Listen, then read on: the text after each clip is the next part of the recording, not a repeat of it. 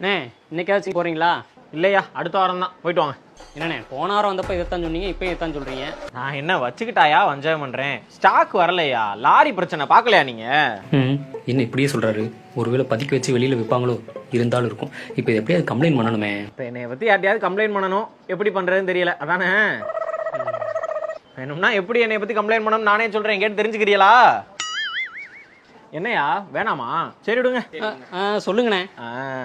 தம்பி, ரேஷன் கடையை பொறுத்த வரைக்கும் உங்களுக்கு பொருளை வச்சுக்கிட்டே இல்லைன்னு சொன்னாலோ, இல்லைன்னா விலை அதிகமாக வச்சு விற்றாலோ, எடையெல்லாம் மறைச்சு போட்டாலோ, வாங்காத பொருளுக்கு உங்களுக்கு வாங்கினதா மெசேஜ் வந்தாலோ, இல்லை வாங்கினதை விட அதிகமாக வாங்கியிருக்கீங்க அப்படின்னு சொல்லி மெசேஜ் வந்தாலோ, இல்லை ரேஷன் கடை ஊழியர்கள் வந்து உங்களை தரக்குறைவாக பேசினாலோன்னு ரேஷன் கடை சம்மந்தப்பட்ட எந்த பிரச்சனையாக இருந்தாலும் தெரியுது பார்த்தீங்களா, அந்த நம்பரு 1967 இந்த நம்பருக்கு நீங்கள் ஃபோன் பண்ணி கம்ப்ளைண்ட் பண்ணிக்கிறலாம்யா. ஓ, அந்த நம்பர் தானா? இன்னும் 2 வழி இருக்கியா, ஏறுங்க. tnpds.gov.in அப்படின்னு ஒரு வெப்சைட் இருக்கு. அந்த வெப்சைட்டுக்குள்ள போய் நம்மளுடைய கம்ப்ளைண்ட்டை பதிவு பண்ணலாம். எப்படின்னு வைங்களேன், நம்ம பேரு, ஃபோன் நம்பரு, மெயில் ஐடிலாம் கொடுத்துட்டு என்ன மாதிரியான பிரச்சனை அப்படிங்கிறதையும் செலக்ட் பண்ணணும். இதுல எஃபிஎஸ் ஷாப்கீப்பர் அப்படிங்கிற ஒரு ஆப்ஷன் இருக்கும். தமிழ்ல நியாய விலை கடை, கடைக்காரர், இதை செலக்ட் பண்ணணும். அதுக்கப்புறமா நம்ம பிரச்சனை என்ன அப்படின்னு விலாவாரியா இங்க சொல்லலாம். மேல இங்க மொழியை மாத்திக்கிறலாம். நம்ம கம்ப்ளைண்ட் பண்ணதும் நம்ம ரேஷன் கார்டுக்கு கொடுத்துருக்க ஃபோன் நம்பருக்கு கம்ப்ளைண்ட் ஐடி வந்துடும். அந்த ஐடியை போட்டு நம்ம கம்ப்ளைண்ட் என்ன நிலைமையில இருக்கு அப்படிங்கிறத இங்கேயே தெரிஞ்சுக்கலாம்யா. இதே 2வது வழி. தம்பி, என்னையா அப்படி உறைஞ்சு போய் நிக்கிறிய? அண்ணன் சொன்னதெல்லாம் கேட்டியலா இல்லையா?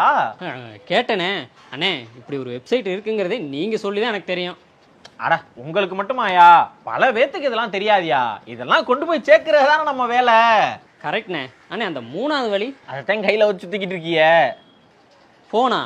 ஆமாயா, அங்க இருங்க. TNEPDS, Tamil Nadu electronic public distribution system. இந்த இதே நம்ம ரேஷன் கடைக்கான ஆப்பு. அதை மொபைலில் ஏற்றி வச்சுக்கிட்டு இந்த ரேஷன் கார்டுக்கு நீங்கள் கொடுத்த நம்பரை போட்டு உள்ளே போனீங்கன்னா, அண்ணே இதுக்கு முன்னாடி சொன்னேன்ல, அதே மாதிரியே நீங்கள் கம்ப்ளைண்ட்டாக பதிவு பண்ணிடலாம்யா. அண்ணே, இது எதுவுமே முடியலனா என்னண்ணே பண்ணுறது? அண்ணே, எனக்கு கேட்கலண்ணே. கிராம சைடில் ஆண்ட்ராய்டு ஃபோன் கூட இல்லாமல் இருக்காங்கல்ல, அவங்களுக்காக தான் கேட்டேன். அப்படியா?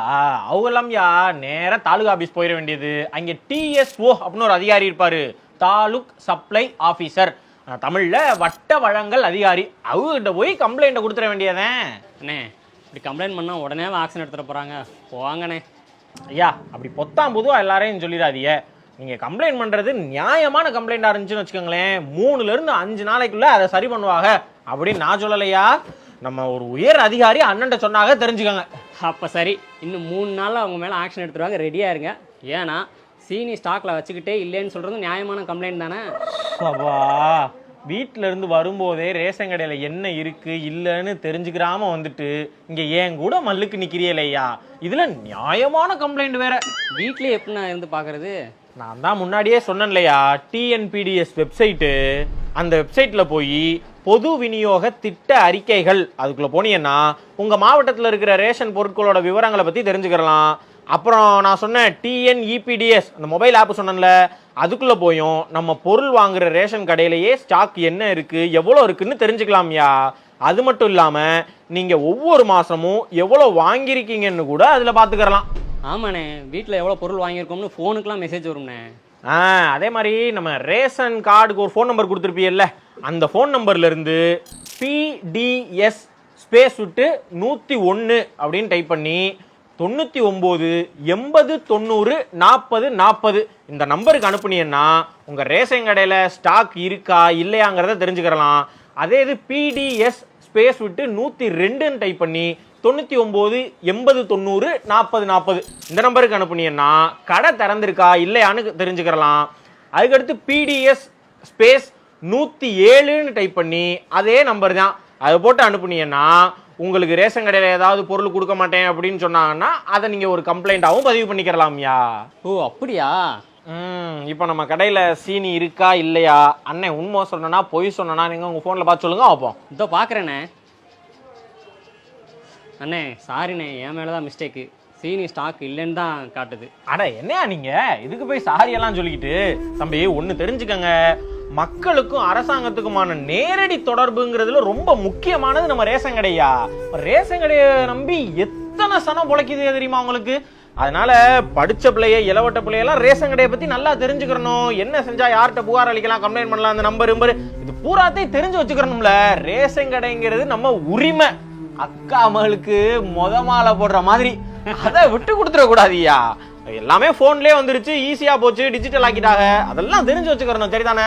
இனிமே பாருங்கண்ணே, ரேஷன் கார்டு பத்தி மொபைல்லே செக் பண்ணிட்டு எங்க அப்பாவோ அம்மாவோ யாருனாலும் நீ ரேஷன் கடைக்கும் வீட்டுக்கும் அலையிறத குறைச்சிருவேன். அப்படி சொல்லுங்க ஐயா. தம்பி கார்டு என்ன card? Ration கார்டுண்ணே.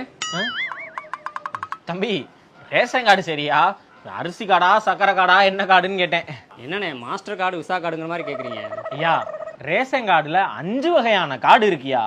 PHH priority house hold, அது அரிசி வாங்கிடுவாங்க, மொத்த பொருள் எல்லாமே வாங்கிடுவாங்க. PHH AAY, அதாவது அந்தியோதய அன்ன யோஜனா, அவங்க 35 கிலோ அரிசியும் மற்ற பொருள் எல்லாம் வாங்கிக்கலாம். NPHH நான் ப்ரையாரிட்டி ஹவுஸ் ஹோல்டு, அவ்வளோ அரிசி மற்ற பொருள் வாங்கிக்கலாம். NPHHS, அதாவது நான் ப்ரையாரிட்டி ஹவுஸ் ஹோல்டு சுகர்யா, அவங்க வந்து அரிசி வாங்க முடியாது, சீனியும் மற்ற பொருள்களும் வாங்கிக்கலாம். NPHHNC நான் priority household no commodity, அவங்களுக்கு எந்த பொருளும் கிடையாது, அது ஒரு அடையாளத்துக்காக. இப்ப நீங்க சொல்லுங்க, உங்க ரேஷன் கார்டு இதுல என்ன கார்டு? NPHHண்ணே. அப்படின்னா நான் ப்ரியாரிட்டி ஹவுஸ் ஹோல்டு, அதாவது முன்னுரிமையற்ற அரிசி குடும்ப அட்டை. சிறப்பியா. இங்க அப்புறமா அந்த அரிசி கார்டு சக்கரை கார்டு, இது ஒன்னொன்னுக்கும் எது எவ்வளவு பொருள் போடுவாங்க, என்ன விலை, இது எல்லாத்தையும் அண்ணே தெளிவா கொடுத்துருக்கேன், அதையும் பார்த்து தெரிஞ்சுக்கோங்க, சரிதானே? அண்ணே ஒரு டவுட் கேட்கலாமா? தாராளமா கேளுங்க ஐயா. இந்த ரேஷன் கடை கணக்கு வழக்குகள்லாம் என்ன மாதிரி சாதாரண ஆள் எப்படி பார்த்து தெரிஞ்சுக்கிறது? அப்படி வாங்க, அதுக்கு தான் RTI இருக்குல்ல, ரைட் டு இன்ஃபர்மேஷன் ஆக்ட், தகவல் அறியும் உரிமை சட்டம். அதுபடி நீங்க ஒரு ரேஷன் கடையிலலாம் எனக்கு எவ்வளவு வரவு செலவு என்ன கணக்கு வழக்கு நான் தெரிஞ்சுக்கிறணும் அப்படின்னு சொல்லி ஒரு RTI மனு போட்டியன்னா அவங்ககிட்ட இருந்து பெர்மிஷன் வந்துடும். அதுக்கப்புறம் தாராளமா நீங்க கடைக்குள்ள வந்து நம்ம வரவு செலவை பூரா பார்க்கலாம். ரேஷன் கடையில என்ன வருது, என்ன போகுது, என்ன பொருள் இருக்கு, பூராத்தையும் நீங்க தெரிஞ்சுக்கலாம்யா. இந்த RTI சட்டத்தை பத்தி அண்ணே உங்களுக்கு இன்னொரு நாள் விலாவாரியா சொல்றேன், சரியா? ஓ, அப்ப இப்ப சொல்ல முடியாது, கிளம்புங்கன்னு மறைமுகமா சொல்றீங்க. கடையை சாத்துற நேராச்சு, அதான்யா. ஓகேண்ணே, சீனி என்னைக்கு ஸ்டாக்ல இருக்குன்னு பார்த்துட்டு அன்னைக்கே வரேன். எப்படி பாப்பிய? அதான் நீங்கள் சொன்னீங்களே, அந்த TNPDS வெப்சைட்டில் பார்ப்பேன், இல்லாட்டி TNEPDS அப்ளிகேஷனில் பார்ப்பேன், இல்லாட்டி PDS 101 டைப் பண்ணி நீங்கள் சொன்ன அந்த நம்பருக்கு மெசேஜ் பண்ணி ஸ்டாக் இல்லையா இருக்கா இல்லையான்னு தெரிஞ்சுப்பேன். அப்படியே ஸ்டாக் இல்லைன்னு வந்துச்சுன்னா நீங்கள் சொன்ன அந்த நம்பர் 1967 அந்த நம்பருக்கு கால் பண்ணி கம்ப்ளைண்ட்டே பண்ணிடுவேண்ணே. ஓகேவா? சே, கெட்டிக்கார பிள்ளையா இருக்கீங்களா? இங்க இருங்க, அண்ணே உங்கள்ட்ட சொன்னதை நீங்க வச்சுக்கிறதோட இல்லாம நீங்க பாக்குற 4 பேர்ட்ட சொல்லுங்க, உங்க நண்பர்கள்ட்டலாம் சொல்லுங்க, எல்லாருக்கும் இதை பத்தி தெரியப்படுத்தணும், ரைட்டா? கண்டிப்பாண்ணே. ரைட்.